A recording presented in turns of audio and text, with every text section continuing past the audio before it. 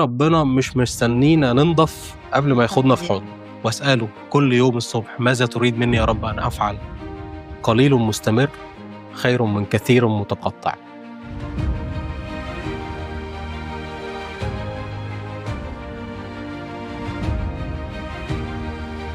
ازيكم يا شباب، عاملين ايه؟ دي الحلقة الثالثة من بودكاست ما وراء اكسودوس. انا بارسينا. في الحلقة الأولى اتكلمنا عن الآخر وازاي اتعامل معاه وازاي احط حدود صحية والفرق بين العلاقات الصحية والعلاقات التوكسيك. وفي الحلقة الثانية دخلنا ديب اكتر جوه نفسنا وعرفنا ازاي اتعامل مع الحاجات اللي بكتشفها جوه نفسي. والنهاردة في الحلقة الثالثة هنتكلم عن أهم حاجة اللي هتسند الحاجتين التانيين، وهي علاقتي بربنا. بيباركنا بحضوره وتسابونا أرسين. ازيك يا بني؟ ازيك يا مارتين؟ خليني أبدأ بأكتر حاجة أنا مهتم أعرفها بصراحة، وهي الصور المشوهة عن الله.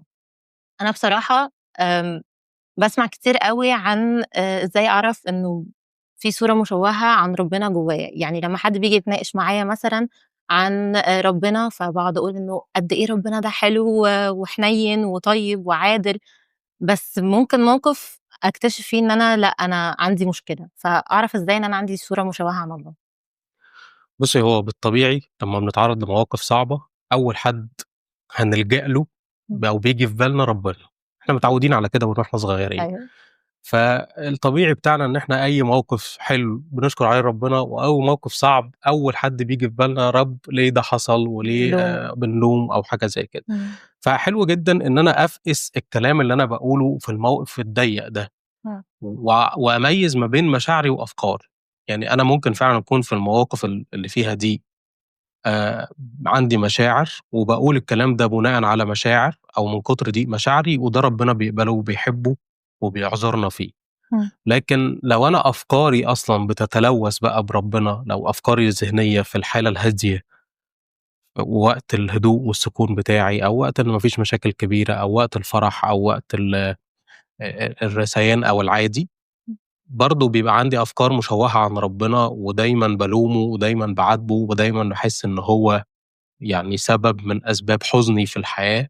فيبقى دي أنا محتاج إن أنا أفحص إذا كان فعلا أفكاري دي سليمة ولا مش سليمة. والحقيقة ربنا هو أعلن عن نفسه، هو إحنا مش محتاجين ندور عليه.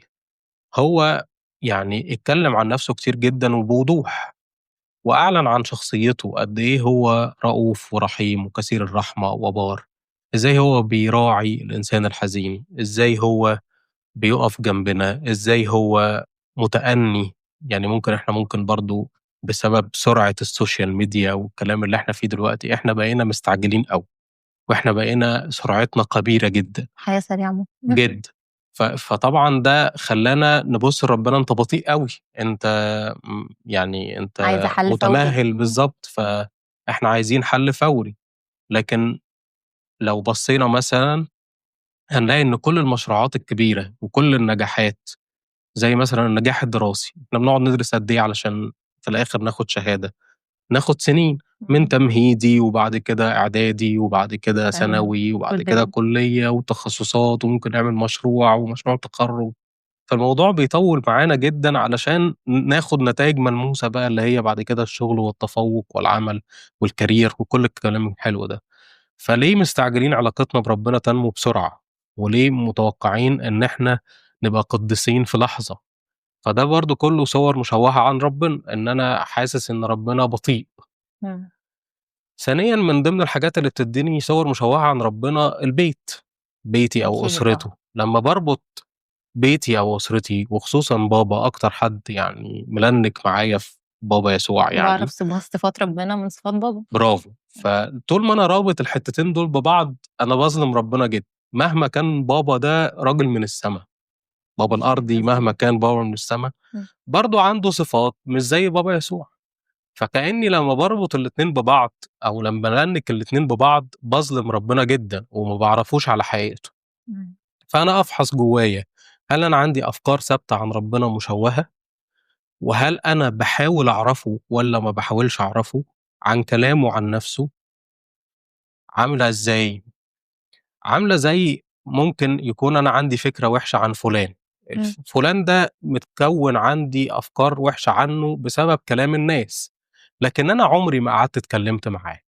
تفتكري لما أقابل الشخص ده وأقول له ده أنا سامع عنك كذا كذا كذا، يزعل ولا ما يزعلش؟ يزعل طبعًا، ليه؟ أنا واخدة صورة سطحية موت، برافو، هيقول لي أنت ما اتعاملتش معايا علشان تعرفني كويس، تعرفني كويس، وممكن يكون الناس اللي أنت قابلتهم وكلموك عني مش شوهوا فاهمينّي. صورتي بالضبط، وقالوا كلام عني مش مفهوم، فأنت أفضل حاجة إن أنت تقعد معايا وتعرف أنا قُلت إيه عن نفسي، وتعرف أنا كمان باتعامل معاك إزاي، لإن مهما كان كل الناس اللي اتكلموا عن ربنا من وعاظ ومن أصحابنا ومن قرايبنا ومن أهلنا، مهما كان الكلام جيد، هو عاجز جدًا إن هو يوصف ربنا على حياته، وكمان هيعرف يوصفه أكتر منك؟ بالضبط، لمّا تقعد مع الشخص بنفسه أنت تستقبله بشكل مختلف، فعايز تتأكد إن ما عندكش صور مشوهة عن ربنا، اقعد مع ربنا، ولمّا تقعد مع ربنا هتستقبل شخصيته الحقيقية،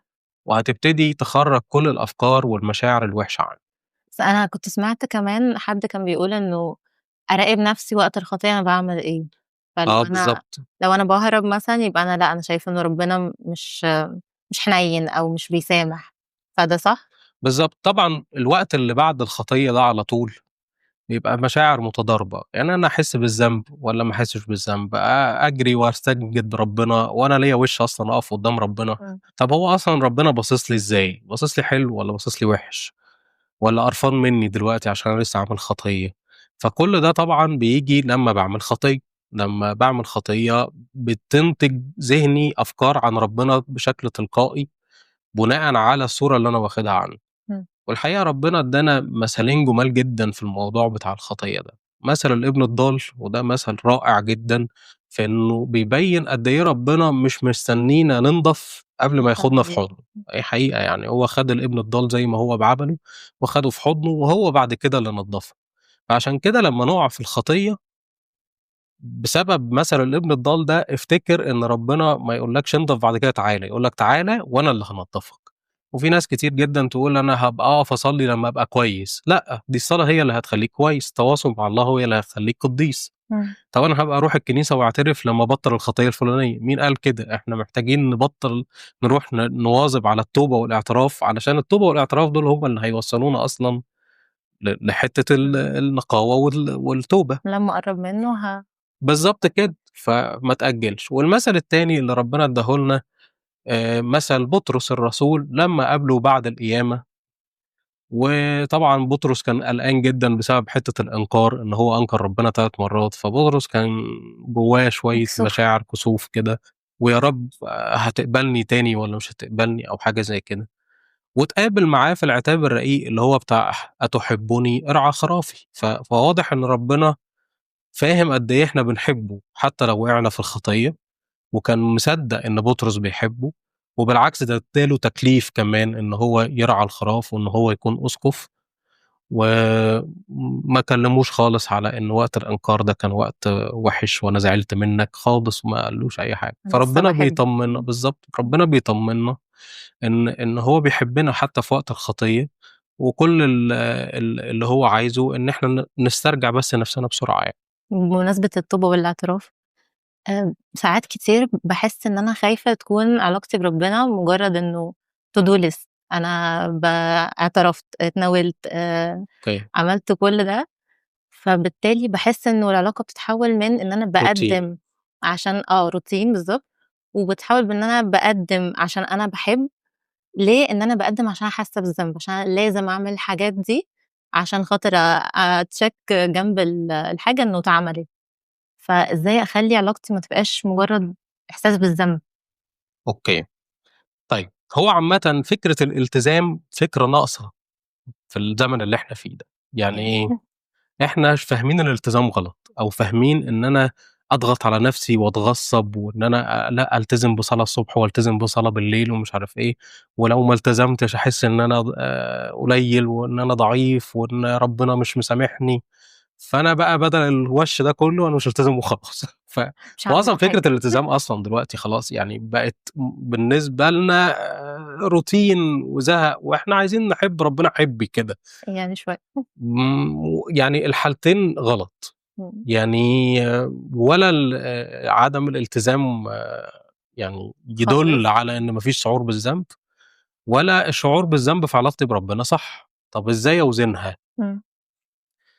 إحنا عندنا حاجة جميلة جدًا اسمها أسرار الكنيسة. إمم. أسرار الكنيسة دي لا غنى عنها، إحنا بنتلامس فيها مع ربنا بشكل كبير جدًا.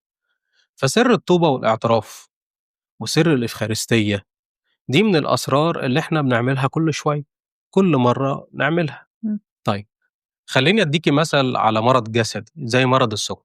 مرض السُكّر مرض ما بيتعالجش خلاص، لو حد أُصيب بالسُكّر مزمن. إمم. بالضبط، من الأمراض المزمنة، لكن بيتاخد له علاج. طب ليه بناخد العلاج؟ عشان نقلل أعراضه وما نموتش. برافو، عشان نقلل أعراضه وعلشان ما يموتناش، لإن إحنا لو خدناش السُكّر هيتملّك جسمنا وهنموت شيئًا فشيئًا هنتّكل على الله بسرعة. إمم. لكن المرض والدوا هنا في حالة المرض ده إحنا بناخده علشان يحافظ على جسمنا ويقلل أعراض الخطيئة أو يقلل أعراض السُكّر، وبيقلل أعراض الموت إن السُكّر يموتنا. نفس القصة مع الخطية، أنا باتعامل كده مع علاقتي مع ربنا. أنا جوايا مرض اسمه مرض الخطية، إمم. المرض ده مرض مزمن، مش هييجي لي يوم مبطّل. وأبطّل خطية. ممكن أبطّل بعض الخطايا بالجهاد الروحي، ولمّا ربنا يعينّي بيدّيني معونة ويدّيني نعمة إن أنا أبطّل الخطية مش الفلانية. هابقى قديس يوم وليلة. بالضبط، إمم. لكن مش هاقدر أبطّل كل الخطايا في يوم واحد، أو ممكن في خطايا تقعد معايا العمر كلّه مش هاقدر أبطّلها. فإنسان الخطية اللي عايش جوايا ده اللي بيسموه إنسان العتيق ده عامل زي مرض السُكّر كده. طب إزاي أسيطر عليه وإزاي أخلّيه ما يموتنيش حتى لو هو جوايا؟ بالأسرار، أوكي. إن أنا لازم ألتزم على الأسرار، المواظبة على الأسرار، المواظبة على الصلاة. ده بيخلّي نوع من أنواع الدوا اللي هو بيخلّيني المرض بتاع الخطية ده ما يموتنيش، آه. بس بيتم السيطرة عليه. فالالتزام على الدوا علاج، إمم. حتى لو مش هُشفى بشكل كامل. إمم. أوكي. أصل في ناس يقول لك طب ما أنا اعترفت كتير وما بطّلتش الخطية، أصل أنا اتناولت كتير وما بطّلتش الخطية. مش مهم، إحنا مش الهدف إن إحنا نبطّل الخطية بس، الهدف إن أنا أنمو روحيًا، الهدف إن الخطية ما تموتنيش، الهدف إن أنا ما اخسرش أبديتي. فالالتزام ده بيقرّبني من ربنا شيئًا فشيئًا، وبيموّت الخطية شيئًا فشيئًا، وبيدّيني كمان عربون الحياة الأبدية. لمّا إحنا بنتناول كده بنقول إيه، يُعطى لمغفرة الخطايا وحياة حياة أبدية أبدية لمن لكل من. يتناول منه. فكل الالتزام ده وكل الrules اللي إحنا ماشيين عليها في الكنيسة وقوانين الكنيسة اللي إحنا كشباب بتخنقنا، وليه نقعد نصوم قد كده، وليه نقعد نصلي قد كده، وليه نعمل كده، وهابقى fake لو أنا عملت كده. لأ، مش مشكلة، حُط مشاعرك على جنب شوية بعد إذنك، ماشي. لإن في مرض اسمه مرض الخطية جوايا هيتملّك عليك لو أنت ما التزمتش بالأدوية بتاعتك. إمم. أوكي. فمش لازم تعبد ربنا بمشاعر، ماشي. حتى لو المشاعر اختفت شوية مش لازم أعبد ربنا بمشاعر. طيب لو المشاعر موجودة في عبادتي لربنا ده حلو جدًا، وده هييجي برضه مع الوقت. يعني مش من أول صلاتين 3 لازم تحس إن أنت بترتفع روحيًا وإن أنت دخلت في الحب الإلهي. لأ، أكيد. مش هنقدر نعمل ده إمم. غير بالالتزام. حتى الآباء وإحنا صغيرين كانوا يعودونا كده، بيقول لك في 3 مراحل اسمهم تغصُّب خلاص تعوّد. وتعوُّد وتلذُّذ. طب في مرحلة التغصُّب دي هتبقى اسمها تغصُّب إزاي لو أنا حاسس فيها بمتعة؟ مش أيوه هيبقى طبعًا. اسمها تغصُّب. إمم. فالتغصُّب ده لازم ألتزم بيه الأول، يبقى في حتّة اسمها الالتزام بدون ما أشعر بالذنب بسبب الخطية، وبدون ما أشعر بالذنب إن ما عنديش مشاعر تجاه ربنا وإن أنا باعمل ده بشكل روتيني. لأ، عادي جدًا، الروتين برضه بيوصّل للسما، حتى لو أنا ما عنديش مشاعر بشكل مؤقت. أوكي. إمم. لكن لمّا ألتزم هتلاقي المشاعر مشاعر تزيد. اشتغلت. برافو. ولمّا المشاعر تيجي هاحس إن أنا حلو مع ربنا، والتزم أكتر، وهابقى أنا اللي عايز أنمو بقى. ولمّا وأبقى عايز أنمو مش هاشعر بالذنب. ليه؟ لإن أنا مش إنسان كامل، وهابتدي أقدّر ضعفي، وهابتدي بقى أحس إن ربنا قابلني زي ما أنا. لمّا أتعرّف على ربنا أكتر مشاعر الذنب دي هتقل والتزامي يزيد. أوكي. بس كده. يعني أنا مش هاحس أوي بالذنب لو أنا قصّرت، عشان أنا already في علاقة مع ربنا، صح كده؟ بالضبط كده، بالرغم من المشاعر. يعني أوكي. حتى لو أنا مش جوايا مشاعر بالتزم بصلواتي وبالتزم بقوانين الروحية، والمشاعر جاية بس إحنا بنستعجلها. إحنا عايزين نخش في المشاعر الحارة مع ربنا على طول، علشان أنا أصل أنا أبونا باحس إن القداس يعني ما باستمتعش بيه أوي، فباحس بالذنب إن أنا باسرح كتير في القداس. طب ما هو مين فينا يعني ما بيسرحش في الصلاة؟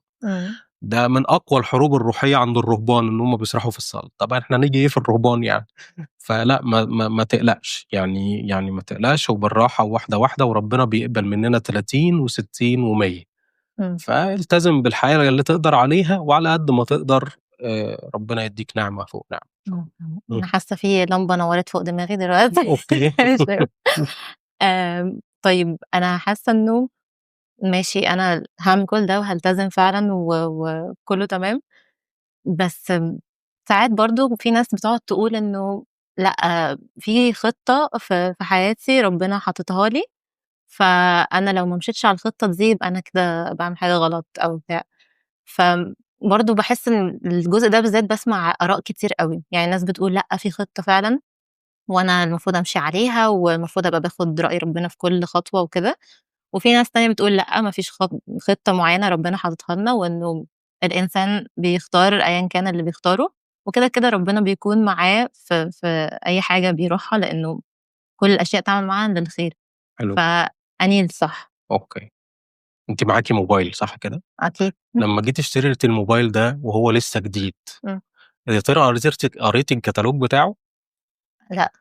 عمرِك ما عملتِ كده صح؟ إمم. طب تفتكري إن أنتِ بتستخدمي كل الإمكانيات اللي في الموبايل؟ لأ. ممكن بنستخدم إيه مثلًا، قد إيه؟ اللي أنا فاهماه يعني. يعني ربعها مثلًا، آه. ممكن ده بالحد أقصى، ممكن نستخدم ربع إمكانيات الموبايل. إمم. لكن الموبايل ده الحقيقة فيه إمكانيات كتيرة جدًا، عشان أنا ما قريتش الكتالوج مش هاعرف أستخدمه. أنا هاحكي لِك موقف حصل معايا. أنا مرّة جِبت تلفزيون، وبعد كده أنا باحب إن أنا أتفرّج على حلقات معيّنة على اليوتيوب علمية يعني. إمم.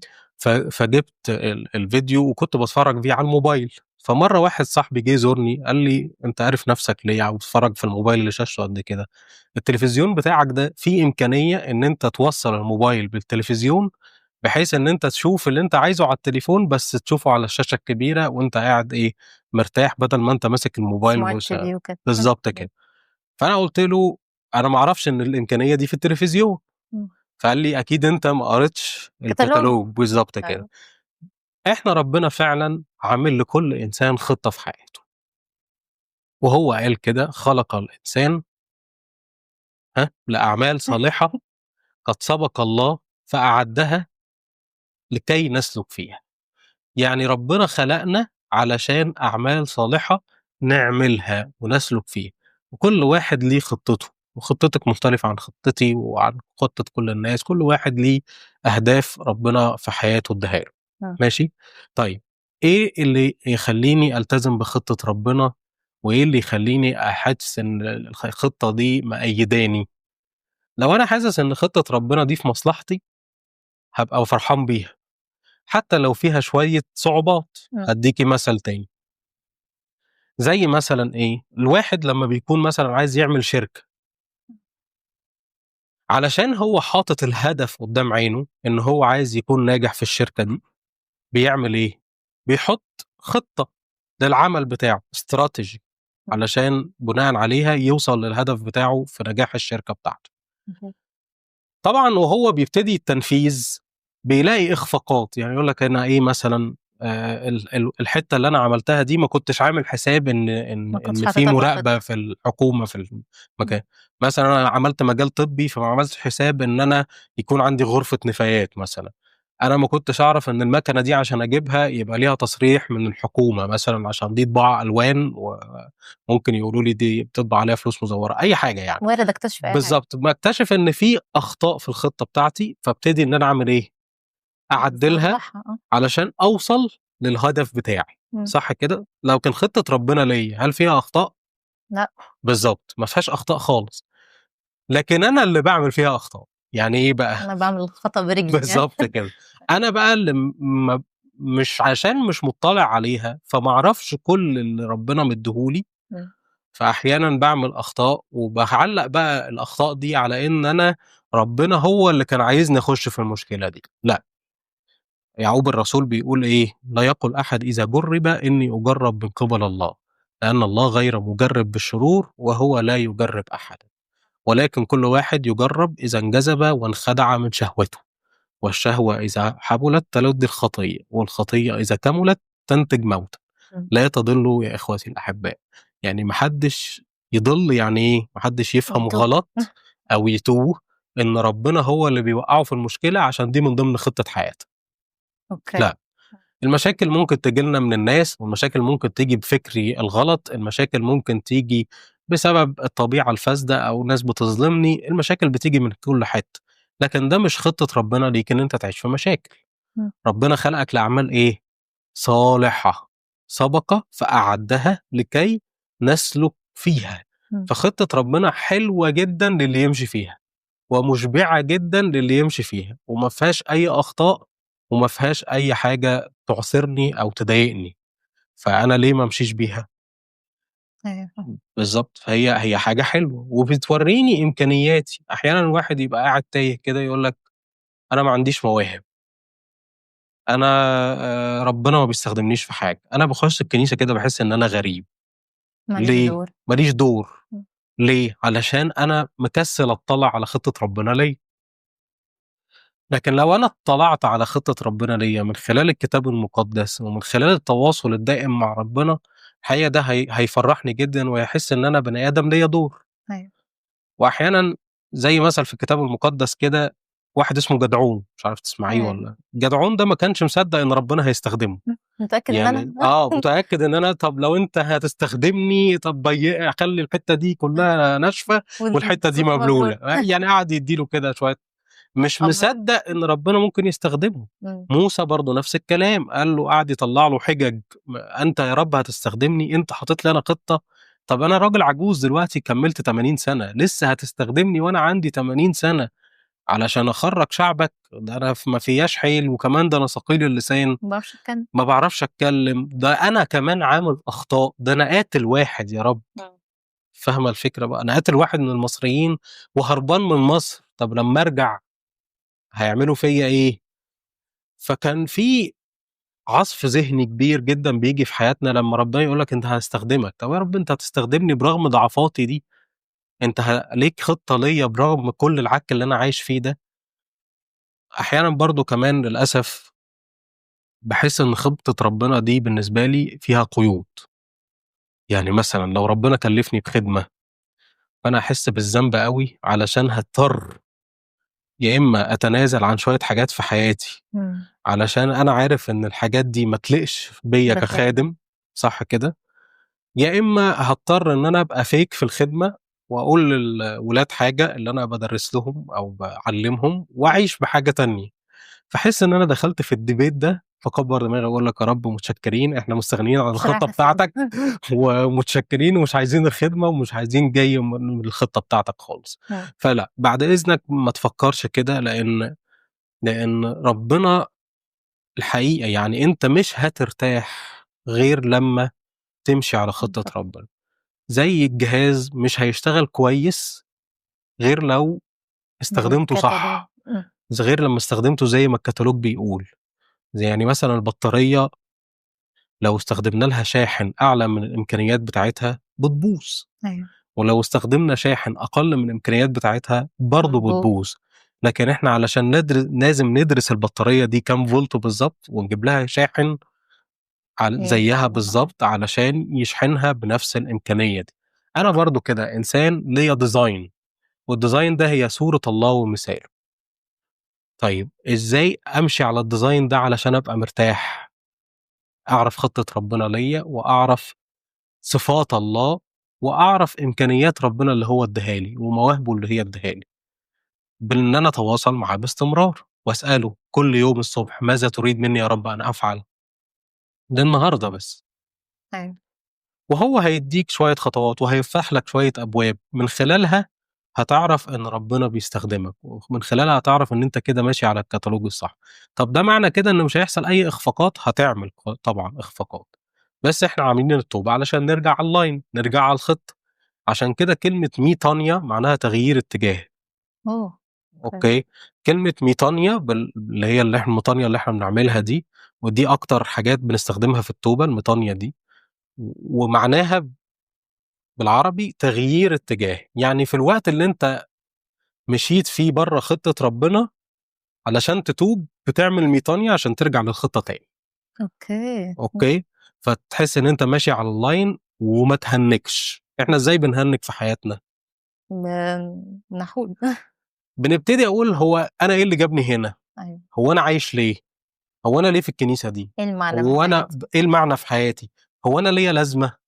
ابتدي بقى أهنِّج، عارفين كده في أسئلة بتيجي لنا يا إما وإحنا بنصحى، يا إما وإحنا بننام. فقدان هوية. أيوه بالضبط، فقدان الهوية ده بالضبط كده. الأسئلة دي بتدُل إن أنا مش فاهم ربنا جابني هنا ليه، أنا بافقد هويتي، فدي محتاجة تغيير اتجاه، محتاجة U turn، محتاجة ميطانيا، اللي هو أنا أرجع أخضع فكري لخطة ربنا. عشان كده المطانية فيها إن أنا باحط راسي في الأرض، أوكي. علشان أخضع كل أفكاري واتجاهاتي الخاصة اللي بتخلّيني أخرج برّه خطة ربنا، باحاول إن أنا أرجّعها تاني علشان أستقبل خطة ربنا وأمشي على الخطة دي، علشان ما أهنِّكش في حياتي وعشان ما أبقاش تعبان، وكمان أبقى مرتاح إن أنا بانفّذ اللي ربنا خلقني علشانه. هو في أحلى من إن أنا أحس إن ربنا خلقني عشان حاجات وأنا بانفّذها، وأنا في الآخر هارجع له تاني؟ فده زي الفل، أنا بامشّي اللي ربنا عايزه. طب ما ممكن كده ربنا ما يبقاش مدّيني حرية، أيوه. بما إني بقى هو عامل لي خطة، وبما إني هو ممشّيني يعني على حاجات، لكن ده فيبقى أنا السؤال كده مش بقى، حُر. أنا مخيّر والّا أنا مسيّر؟ مُخيّر والّا مُسيّر والقصة دي آه. الكبيرة دي كلّها.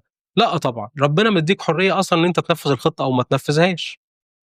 أوكي، بس أنا لو ما نفذتهاش ه هاعيش مهنِّج، آه. بس أنا حُر بقى، ما أنت ممكن تعيش كل حياتك مهنِّج، أوكي. ماشي. وممكن تعيش حياتك كلّها بتهرب. إمم. زي إيه؟ زي مثلًا الناس اللي بتهرب بالعادات الوحشة، وناس اللي بتهرب بالمخدرات، والناس اللي بتهرب ب يعني بإن هم يعني يتعرّفوا على ناس وحشة ويعني وسلوكيات بقى مش لطيفة، وفي ناس أنواع الهروب كتير كتير يعني، أوي. آه. حقيقة وفي ناس بتهرب بالأمراض النفسية، وفي ناس بنشِت للأسف، إمم. للأسف يعني. فإحنا خلّينا في الأمان ونمشي في خطة ربنا، وإحنا أحرار في تنفيذ خطة ربنا أو عدم تنفيذها. ربنا مدّيك حريتك كاملة إن أنت تنفذها أو ما تنفذهاش، إمم. ولكن كل حرية ليها نتايج. إمم. بما إن في حرية يبقى في مسؤولية، حتى ده في القانون الحياة العادي. تحمّل أنت ليك نتيجة حرية أخطائك. بالضبط، ليك حرية تذاكر أو ما تذاكرش. أيوه. طب لو ما ذاكرتش هتتحمّل نتايج عدم مذاكرتك، طب لو ذاكرت هتتحمّل نتايج مذاكرتك. إمم. طب لو ذاكرت واتظلمت، دي بقى ربنا بقى بيcover الموضوع ده بحاجة تاني، إمم. بيمشي بقى تبع الخطة. وربنا طبعًا عنده صفة جميلة جدًا، جدًا عشان أطمنكم بس لو إحنا حوّدنا عن الخطة بسبب الناس أو بسببنا أو بحاجة، إمم. ربنا عنده صفة جميلة جدًا يعني قالها شمشون الجبار، قالها أُحْجية. أُحْجية يعني إيه؟ فزورة. أيوه. بيقول لك: "الذي يخرج من الجافي حلاوة ومن الآكل أُكلًا." يعني ربنا يقدر يعني يخرّج من الوِحِش اللي حصل لك ده حاجة حلوة جدًا. فأنت هتلاقي أكتر ناس مثلًا بتساعد ناس متألّمة اللي كانوا متألّمين، إمم. أكتر ناس ممكن يساعدوا ناس مدمنين اللي هم كانوا مدمنين، أكتر ناس حاسين بيهم. أكتر ناس حاسين بيهم وأكتر ناس بتقدروا يساعدهم. إمم. يعني الحاجات اللي أنا ممكن أكون مرّيت بيها صعبة، ربنا بيستخدمها لخيري لمّا أنا أعمل الميطانيا وأغيّر اتجاهي وأقول له: يا رب أنا هامشي تبع خطتك، فيستخدم الحاجات الوحشة اللي في حياتي ويخرّج منها حاجات حلوة جدًا لمّا باعمل كده. لكن لو أنا قُلت عشان أنا وِحِش وجوايا حاجات وحشة فمش هامشي تبع خطة ربنا وأكمّل، فإزاي هيعرف يخرّج منّه حلاوة؟ أيوه صح. بالضبط كده. أنا أصلًا كنت لسه هاسألك، طب لو حد لسه في بدايته مع علاقته بربنا، ولسه بيحاول يتعرّف على خطة ربنا، ممكن يكون بيعلّق ده شوية على فشله، اللي هو خلاص كتير لمّا مثلًا بنترفض في شغل أو سفرية أو أيًا كان، فنقول ربنا عايز كده. دي خطة ربنا في حياتي مش مهم عادي، أوكي. عشان بنصبّر بعض، بس حاسة إن هي كجملة هي غلط، مش المفروض نكون بنقول كده لبعض يعني. بُصّي، أنا ما باحبّش أحُط ربنا في قوالب. إمم. يمكن اللي ربنا يعمله معايا يعمله مع حد تاني بشكل مختلف. يعني هل ممكن ربنا يتدخل في نتيجة إن أنا أتقبل في شغل والّا لأ؟ ممكن وممكن لأ. أنا مش هاحط ربنا في قالب. طب أنا أعرف منين؟ أسأله هو آه. direct، لإن ما فيش حاجة اسمها قالب ربنا بيتعامل فيه مع الشخص الفلاني. إمم. زي مثلًا إيه، أنا هاقعد أفكّر مثلًا لو أنا رُحت interview واترفضت، طيب أنا ممكن أسأل الHR أنا ليه اترفضت؟ بحيث إن هو ممكن يقول لي على شوية إخفاقات عندي أو شوية حاجات أنا محتاج أشتغل عليها، وبناءً عليه إن أنا أراجع نفسي وأحسّن من مهاراتي عشان ما اترفضش المرّة الجاية. إمم. يبقى أنا اترفضت هنا ليه؟ مش عشان ربنا عايز كده، عشان عندي مشكلة معينة. أنا عشان عندي مشكلة معيّنة أو هم طالبين مهارات معيّنة مش عندي، إمم. أو هم طالبين أسلوب معيّن مش موجود عندي، أو شهادة معيّنة مش موجودة عندي. يبقى أنا مش وِحِش، ولا ربنا وِحِش علشان خَد أنا منّي اترفضت. الوظيفة دي، لكن أنا فاضل لي شوية حاجات أعملها. أيوه فاهمة. تمام؟ إمم. ف فربنا مش عايز لنا الفشل إمم. خالص. ربنا بيقول بيعطينا روح النجاح، إمم. ولكن ممكن ربنا يستخدم الحتّة اللي ما نجحتش فيها دي بالنسبة من وجهة نظري يعني، أو الحتّة اللي ما حققتش فيها الtarget اللي أنا عايزه، في إنه يغيّر اتجاهي، أو إنه يحميني من حاجة وحشة، أو إنه يلفت وجهة نظري إن أنا محتاج أشتغل على حاجة معيّنة. طب خلاص أنا دلوقتي عايزة يبقى عندي علاقة حلوة بربنا، عشان خاطر أبقى عارفة خطته ويبقى في بيننا حوار. فلو سألت أي حد بيقول لي اعملي خلوة، فإيه الخلوة؟ يعني تتعمل إزاي؟ هل مجرد بس إن أنا باولّع شمعة قدّام صورة بابا يسوع والّا إن أنا يعني باعمل إيه؟ أوكي. أنا باحب أوي المثل الجميل اللي بيقول إيه، قليل مستمر خير من كثير متقطع. أنا باحب الجملة دي أوي. يعني ممكن أبتدي بحاجات قليلة جدًا، جدًا، بس أستمر عليها. إمم. وكمان يعني نشكر ربنا، ربنا خلق لنا عقل، لو استمريت على الحاجة من 21 يوم ل40 يوم بتتكوّن كأنها عادة عادة. خلاص. إمم. فأنا لو استمريت أعمل حاجات صغيرة أوي لمدة مستمرة، هتتكوّن عندي عادة الخلوة مع ربنا دي. أوكي. فأنا ممكن أبتدي بحاجة بسيطة جدًا، ولو مزمور واحد. يعني لو ابتديت بمزمور واحد الصبح قبل ما أنزل، ومزمور واحد بالليل، بس أنا هاصلّي المزمور ده إزاي؟ أنا عايز أبقى إنسان حقيقي، مش هاقول وخلاص. فممكن في الكلام، كلام المزمور حاجة تلفت نظري لمستني أنا. يعني في مثلًا مزمور في باكر بيقول إيه، يا رب لا تبكتني بغضبك ولا تؤدبني بسخطك. أنا فعلًا أنا من جوايا يعني بسبب خطيتي حاسس إن أنا أستاهل التأديب. يعني العدل بيقول كده، صح كده؟ إمم. بس كأن يا رب باتذلّل لك إن أنت ما تأدّبنيش بغضب، خلّيك حنين عليّا، أدّبني بحُب. اللي هو please بحنيّة. برافو، برافو.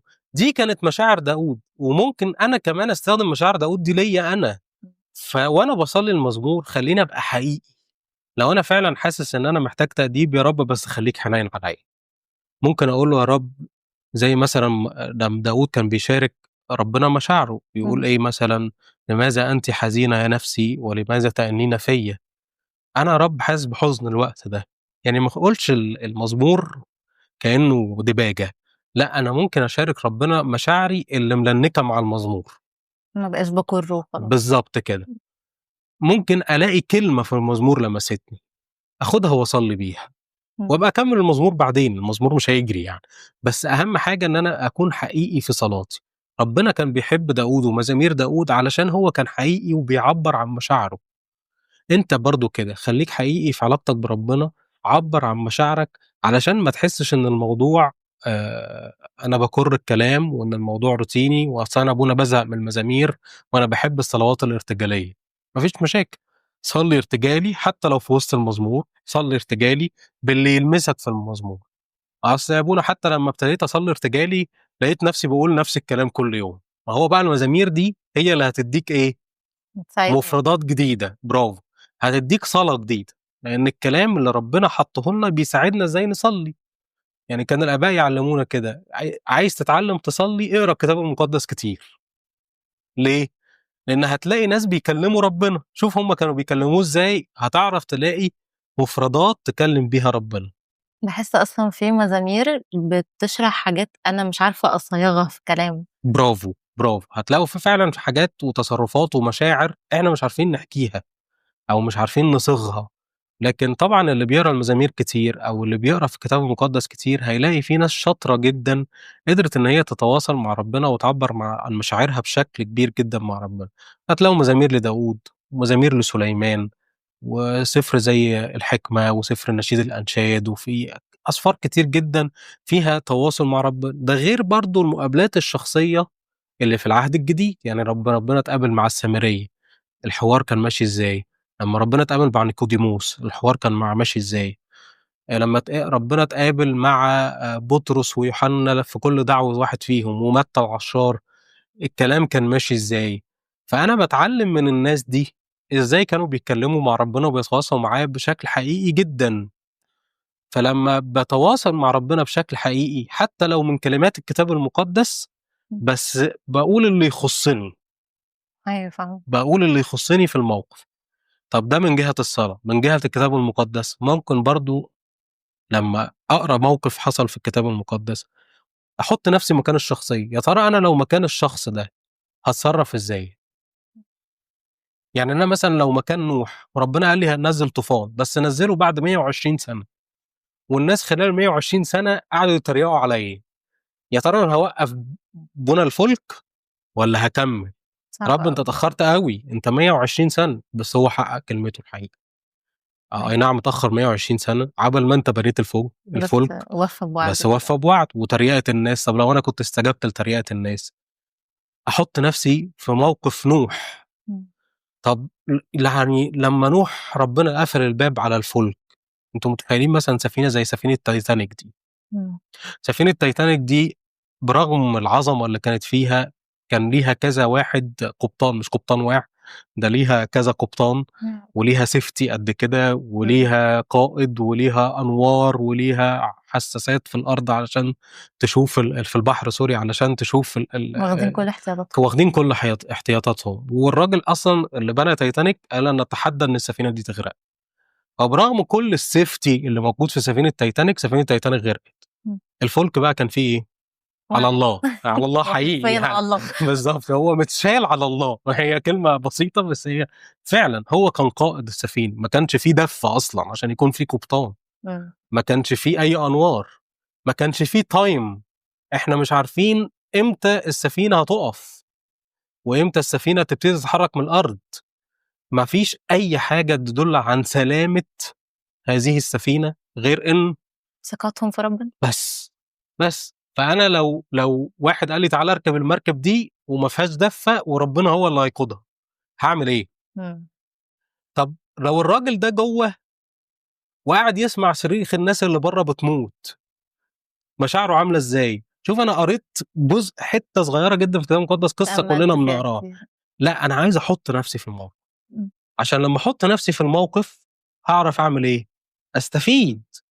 لكن لو أنا قريت كإني أنا خلاص قريت الإصحاح بتاع النهارده وقريت المزمورين بتوع النهارده ونتّكل على الله كلّنا شكرًا، الحقيقة مش هاعرف أستفيد حاجة، مش هاعرف يبقى في بُنى نفسي، مش هاعرف يبقى في تواصل جيد مع ربنا. جيد برضه لمّا أنا أقرا جزء من الكتاب المقدس وأحُط نفسي في الموقف، جيد جدًا إن أنا يعني أصلّي باللي أنا استفدته من الكتاب المقدس. يبقى أوكي. بالتزم بصلاتي بالمزامير، باقرا في الكتاب المقدس، وطبعًا بالتزم بالأسرار، التوبة والاعتراف علشان أبونا يتابعني في القانون الروحي بتاعي، وكمان سر التناول عشان ده اللي بيدّيني نعمة أصلًا إن أنا ألتزم في حياتي الروحية. شكرًا جدًا بجد العفو على إيه؟ تعبتك معايا. خالص ما فيش حاجة. حقيقي استمتعت أوي أنا بالكلام رغيت معاك. كتير. لا، لأ، استمتعت موت تعيش، بجد. تعيش ربنا يفرّح قلبك. بنشكر قدس أبونا، ولو عندكم أي أسئلة أو حاجات محتاجين نتكلم فيها مواضيع مختلفة اكتبوا لنا في الDM.